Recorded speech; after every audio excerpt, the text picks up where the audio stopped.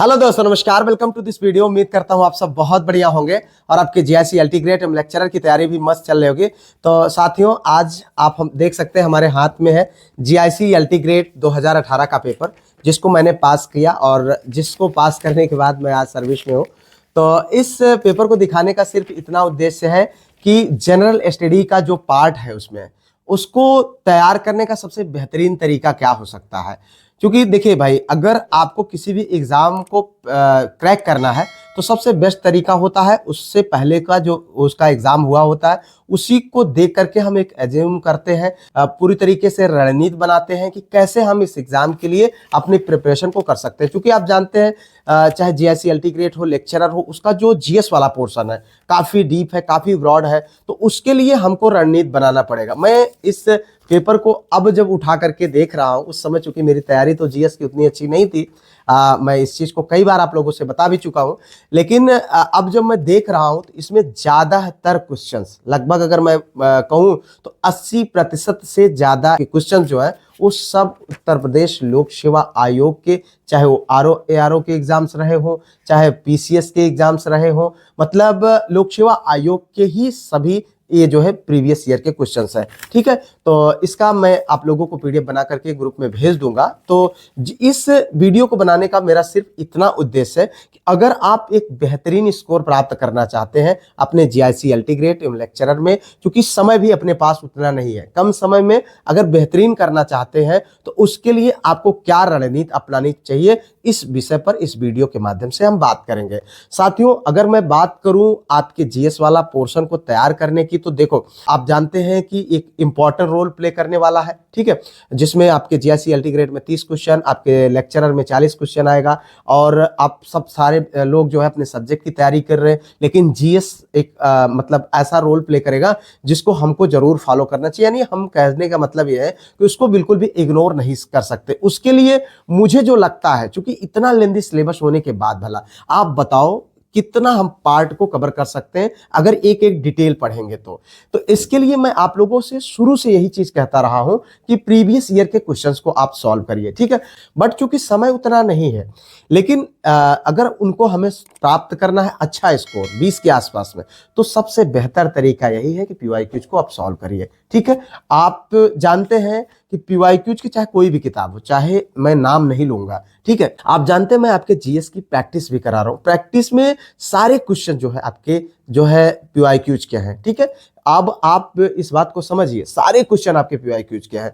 तो उनमें जब मैं सॉल्व करा रहा हूं तो मैं देख रहा हूं कि किताबों में कितनी गलतियां, हर फैक्ट को वेरीफाई करना और हर तीसरा चौथा फैक्ट में कुछ ना कुछ गलतियां हैं। तो बड़ी सतर्कता पूर्वक आपको तैयारी भी करनी है, ये बात आप समझ लीजिए। इसलिए मैं आप लोगों को ये सलाह दूंगा कि भाई देखो, कम समय हो तो भी 1 से 1.5 घंटे आप जीएस के लिए रेगुलर बेस पर जो मैं प्रैक्टिस सेट सॉल्व करा रहा हूं आप उनको दीजिए। देखिए आप मैं आपको क्वेश्चंस भेज दूंगा और आप उठा करके देखिएगा। ये 2018 का पेपर है, उससे पहले के इसमें लगभग 80% से ज्यादा क्वेश्चन उसके पहले के एग्जाम्स में पूछे जा चुके हैं। आप खुद जाकर के ढूंढ लीजिएगा। ठीक है, तो आपको एक समझ में आएगा। मैं अपने बहुत सारे साथियों से चर्चा किया हूँ, वीडियोज बनाया हूँ, इंटरव्यूज किया हूँ, मुझे आइडिया है कि कौन सा क्वेश्चन किस पार्ट से पूछा गया है और कैसे हम इसको तैयार कर सकते हैं। तो उसी के लिए मैं लगातार मेहनत कर रहा हूँ और आप सब जो हमारे रेगुलर व्यूअर हैं वो देख रहे हैं और उसका लाभ उठा रहे हैं। उसके लिए क्योंकि आप जानते हैं कि क्वेश्चंस के अतिरिक्त कई ऐसी चीजें हैं जो इंपॉर्टेंट फैक्ट है, मैं उनको डिस्कस करता हूं। ठीक है, जो आपके एग्जाम के दृष्टिकोण से इंपॉर्टेंट है, तो आप अगर उनको लिखेंगे नहीं तो सब भूल जाता है, और लिखेंगे तो इतना समय नहीं है कि अपने पास कि उनको एक एक लिखे। तो मैंने उसके लिए एक पीडीएफ ग्रुप भी बना दिया, एक बहुत छोटी सी फीस रखा है।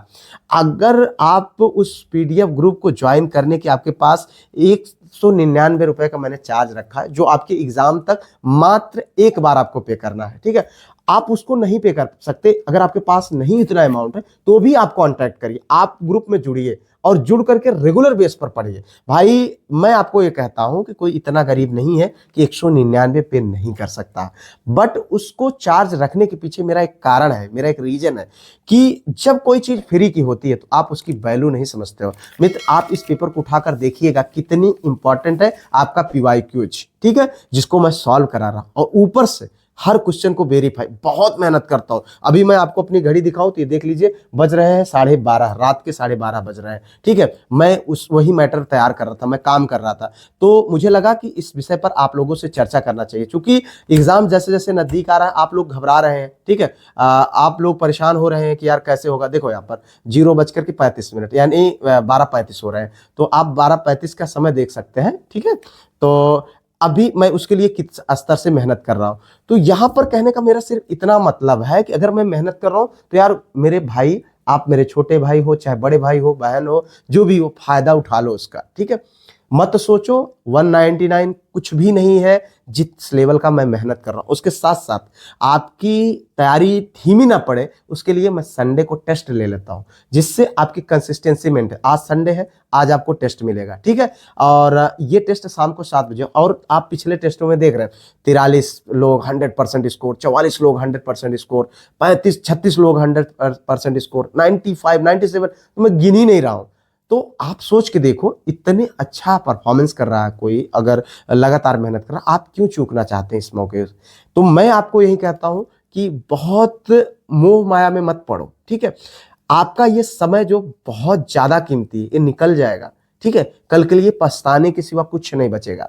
तो आप इस बात को समझिए और ग्रुप में जुड़िए, आप रेगुलर वीडियोज को देखिए, प्रैक्टिस करिए। मैंने करंट अफेयर्स के मैटर को रेगुलर बेस पर शुरू कर दिया। अब मैंने क्या प्लान बनाया हुआ, क्योंकि आप जानते हैं टॉपिक वाइज मैटर में मैंने ज्यादातर चीजों को, लगभग सारी चीजों को कवर कर लिया, सिर्फ और सिर्फ हिस्ट्री बचा हुआ। अब इस वीक से हिस्ट्री भी शुरू हो जाएगा, और उसके अतिरिक्त बाकी मैंने सारी चीजों को, जियोग्राफी को, कॉन्स्टिट्यूशन, इकोनॉमिक्स और science, UP special, technology, farming और जनसंख्या का, इन सारे टॉपिक को मैंने कवर कर लिया। सिर्फ बचा है आपका हिस्ट्री। ठीक है, और लास्ट में मैं इकोलॉजी भी ले लूंगा, पर्यावरण। ठीक है, वो भी मैं कवर कर लूंगा। तो यहां पर आप इस चीज को समझिए कि मैं कितना करीब आ चुका हूं, बहुत सारे मैटर्स हो चुके हैं।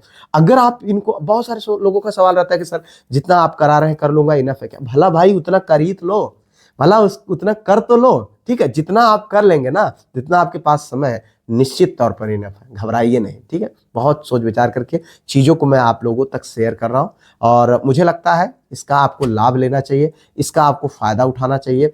आपको मैं ये PDF बना करके भेज दूंगा। ठीक है, ये देखिए, ये 2018 का पेपर है GIC LT ग्रेड का, और जिसको मैंने दिया था। इसमें बहुत सारे लोगों का ये भी सवाल रहता है कि सर क्या हिंदी में होता है क्वेश्चन या इंग्लिश में होता है। तो देखो भैया, यहाँ पर हिंदी है, यहाँ पर इंग्लिश है। ठीक है, हाँ ये इंग्लिश है और इधर हिंदी है, तो इसी तरीके से सेम क्वेश्चन रहता है और आपका यहाँ पर छपा रहता है। तो आप इसको भी देख सकते हैं, हालांकि मैं PDF से भेज दूंगा तो आप इस चीज़ से अच्छे से समझ आए। बहुत सारे लोगों का सवाल रहता है कि सर क्या इसको पास करना अनिवार्य है या इसमें अलग से कोई पासिंग मार्क्स है। ऐसा नहीं है, लेकिन फिर भी चूंकि 13.5 लाख लोगों की भीड़ है, उसमें अपनी एक सीट को सुरक्षित करना है, मेहनत करना है, तो मैं बिल्कुल आप लोगों को यही सलाह दूंगा कि किसी भी स्तर से इस चीज़ को, इस मौके को बिल्कुल भी चूके नहीं। ठीक है, जिससे कि आप अपने एक सीट को, अपने सपने को साकार कर सके। तो फिलहाल इन्हीं सब बातों के साथ उम्मीद करते हैं कि चीज़ों को आपको क्लियर हुआ होगा, समझ में आया होगा।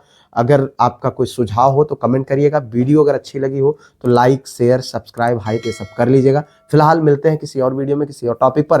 तब तक के लिए जय Hind, Vande Mataram, best of luck.